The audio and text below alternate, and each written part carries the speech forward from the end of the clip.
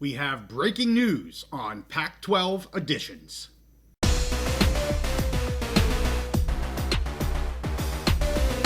Conference realignment is always in the news, so we're back on the Big Mountain to keep you updated. Hey, how you doing here this evening? Friday, February 28th, and we have breaking news for you here this evening, one day before we get to March, a very important month for our Pac-12 fans. This update coming for Pac-12 editions. As our viewers here on the Big Mountain know, back on January 14th, we were the first to break sourced information that Texas State University was in active and ongoing negotiations with the Pac-12. We have kept you updated on Texas State remaining the most likely addition for the Pac, and today, my sources tell me they are extremely likely to be the Pac-12's 8th full member, and they are, quote, locked into the Pac. Of course, nothing is fully official until there is the official announcement coming from either the university and or the conference, but it would appear here that it's only a matter of time at this point. The second part of this update is a new school that we've talked about briefly here. I've had them on my chart for many months moving forward, and that school is St. Mary's College. Again, my source says that St. Mary's is, quote, locked into the Pac-12 to be their 10th member. St. Mary's has been on my radar here for quite a while. It's been speculated here that they have had discussions last fall, back when the Pac originally was going after more members. Things there fell apart at that time as the Pac had given, quote, a lowball offer. Again, that coming from another source of mine. And kind of a little bit similar to what they had done with the AAC4. Of course, that lowball offer is in the eye of the beholder, but of course we know that the AAC4 at the time said no thank you.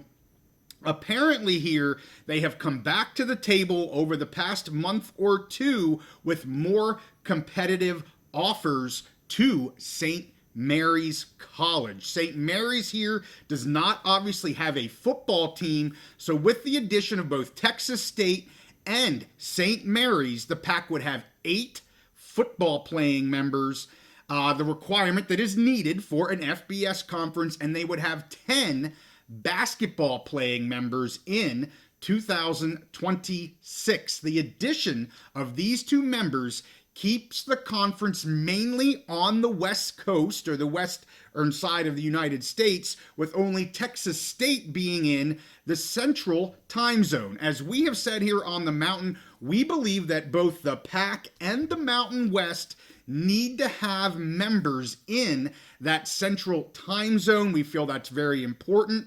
It gives different windows to the media rights partner, media rights agreement, and really could drive value up as you have more opportunities for different time zones.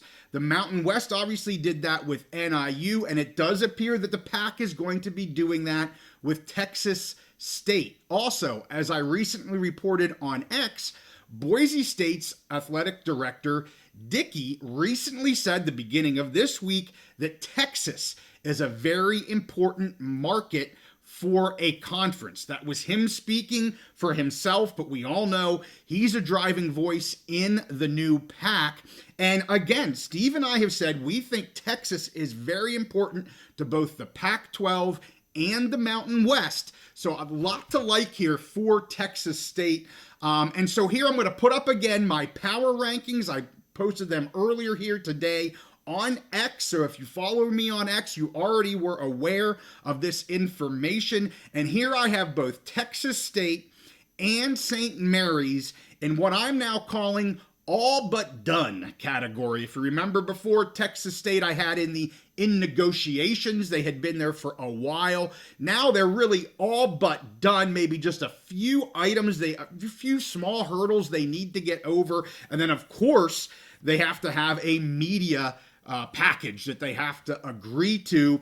I want to talk a little bit more about St. Mary's and what that does for the PAC brand, the PAC basketball brand. Then at the end, I want to get into timelines because everybody wants to know, what are the timelines here? What's going on with the timelines? When are we going to hear about all this kind of stuff? So let me talk about St. Mary's first, located here in the Bay Area of California. It sponsors 7 men's sports and 9 women's sports. They do sponsor baseball and softball, which is important to the PAC-12 right now. Definitely Oregon State, who has a phenomenal baseball program. St. Mary's here also sponsors more than a dozen club sports. A lot of sports here with St. Mary's College. They've been a member of the West Coast Conference since 1952, where they were a charter member along with San Francisco, Santa Clara, San Jose State, and Pacific.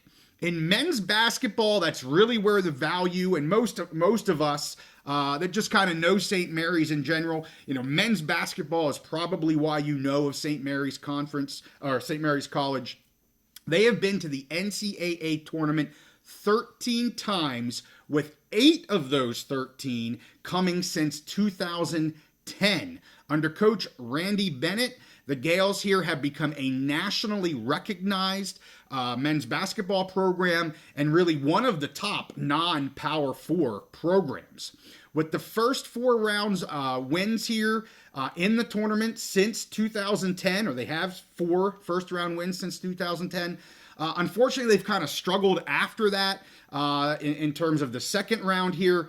They do not have any second round wins since 2010. Here in just last year, 2024, St. Mary's was upset in the first round by number 12 GCU, but they do have a very strong basketball program. As for the Pac-12 basketball overall, here with the addition of St. Mary's, the PAC would have 4 of the top 25 win percentages in the nation over the last 20 years. This was information that Brady Clark, who follows Utah State, is a Utah State fan here on X. He put this data out. He got it from teamrankings.com. Along with that, he points out that the PAC would be second behind only the Big Ten in terms of having top 25 win percentage in the past 20 years. So a super strong conference that this is shaping up to be for men's basketball, really with or without St. Mary's, but St. Mary's absolutely elevates that yet another notch. So what about value here? Of course, as we all know, football's driving most of the value, but we know Gonzaga has really driven the value up as well. So here the PAC gets into the Bay Area of California. It adds a very solid program to their conference. And while, it has been kind of lightly reported that Gonzaga is receiving a full share from the PAC, I would absolutely believe, here St. Mary's here will not hold that same value. Very unlikely they're going to be a full member.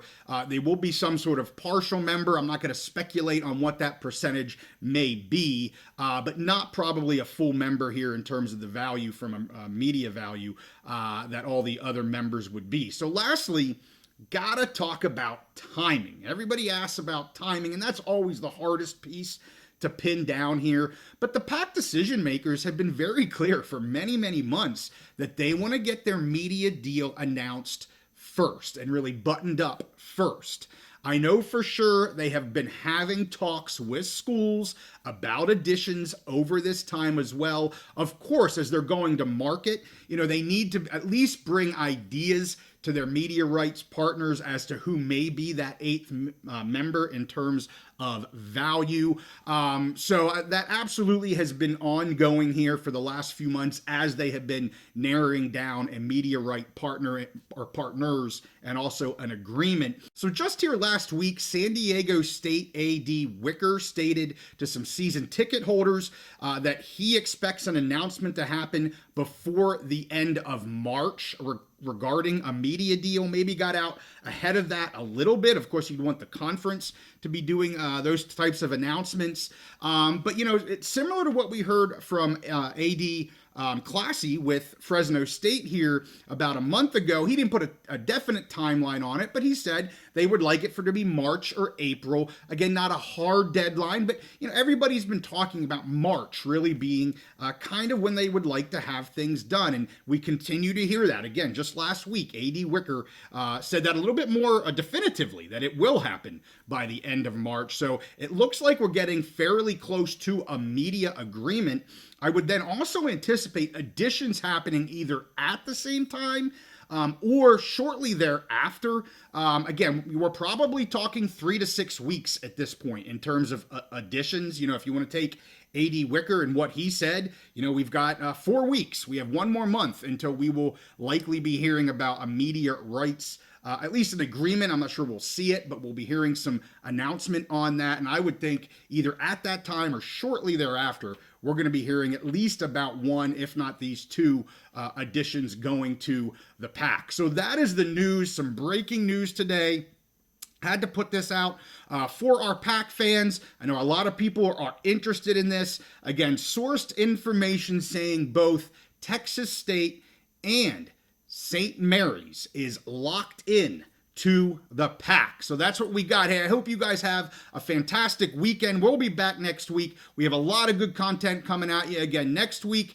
Football never sleeps here on the Big Mountain, and we will stay on everything, both Pac-12, Mountain West, and the Big Ten. With that, hey, we thank you guys for watching. Make sure you give this one a like and subscribe if you like our content. We'll see you next time on the Big Mountain.